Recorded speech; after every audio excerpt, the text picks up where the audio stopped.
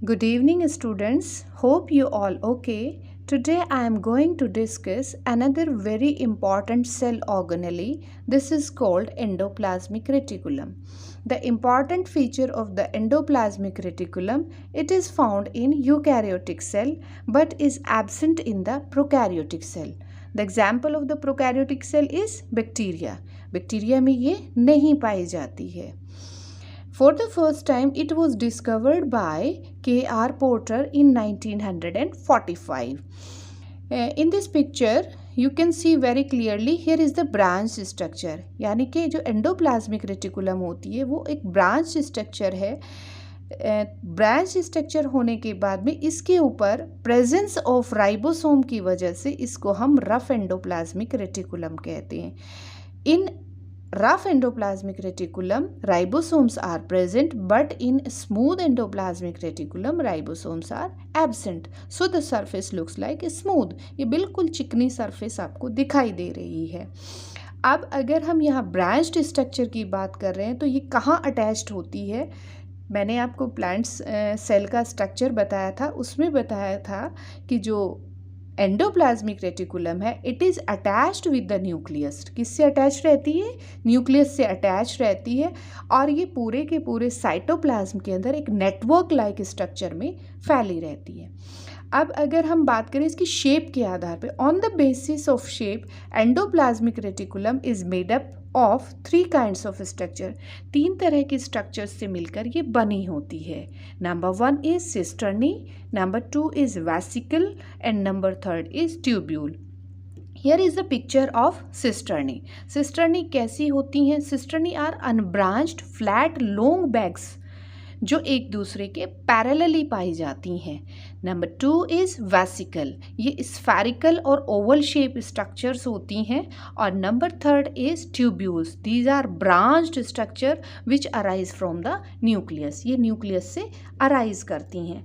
और इन सब का क्योंकि बैग लाइक स्ट्रक्चर्स हैं, बैग क्या करते हैं? पैकेजिंग का काम, एक जगह से दूसरी जगह चीज़ों को ले जाने का काम करती हैं. In the same pattern over here ये भी क्या करती हैं? चीज़ों को ट्रांसपोर्ट करने का काम करती हैं. तो एंडोप्लाज्मिक रेटिकुलम कितने तरह का हुआ अगर हम काइंड्स की बात कर रहे हैं? On the presence of the ribosomes there are 2 kinds of endoplasmic reticulum. Here is the rough endoplasmic. Rough means इस तरह से इसके ऊपर ग्रेनी हो जाती है, दानेदार. And second is smooth. यहाँ राइबोसोम्स एब्सेंट होते हैं. अब अगर हम इसके फंक्शन की बात करें, फंक्शन क्या काम होता है इसका? Very important first function works as skeleton system. It means it provides shape to the cell. Skeleton क्या करता है? बॉडी को जैसे शेप प्रोवाइड करता है, इसी तरह से सेल को जो शेप प्रोवाइड करता है वो कौन प्रोवाइड करता है? Endoplasmic reticulum.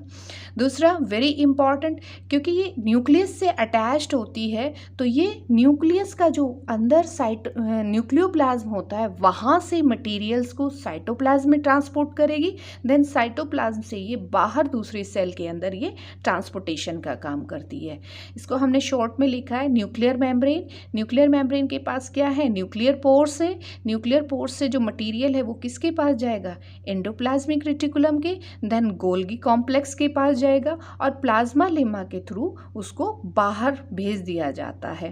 तो ये इसका वेरी इंपॉर्टेंट फंक्शन यानी कि इंटरसेलुलर ट्रांसपोर्टेशन का काम कौन करती है? एंडोप्लाज्मिक रेटिकुलम करती है. अब क्योंकि यहाँ हमने 2 तरह के आपको एंडोप्लाज्मिक रेटिकुलम बताए हैं, RER और SER, तो इनका बेसिकली दोनों का अलग अलग क्या फंक्शन है? SER क्या करता है? SER जो ग्लाइकोजन है हमारी बॉडी के अंदर उसको ये स्टोर करने का काम करता है. और जो रफ एंडोप्लाज्मिक रेटिकुलम है क्योंकि इसके ऊपर राइबोसोम्स पाए जाते हैं तो इस वजह से ये प्रोटीन मेटाबॉलिज्म का काम करता है और जो डाइजेस्टिव एंजाइम्स हैं उनको भी अपने अंदर स्टोर करता है. तो ये पूरा का पूरा एक रिव्यू है. ओवरऑल स्ट्रक्चर मैंने आपको एंडोप्लाज्मिक रेटिकुलम की बता दी है. अगर आपको कोई प्रॉब्लम है इस टॉपिक से रिलेटेड तो आप अपना क्वेश्चन कमेंट बॉक्स में छोड़ सकते हैं. मैं उसका आंसर आपको ज़रूर दूंगी. और मुझे आशा है स्टूडेंट्स आपको मेरी वीडियो पसंद आ रही होंगी. तो मेरी वीडियोज़ को ज़्यादा से ज़्यादा लाइक करें, शेयर करें. Thank you. Have a great day. Bye bye.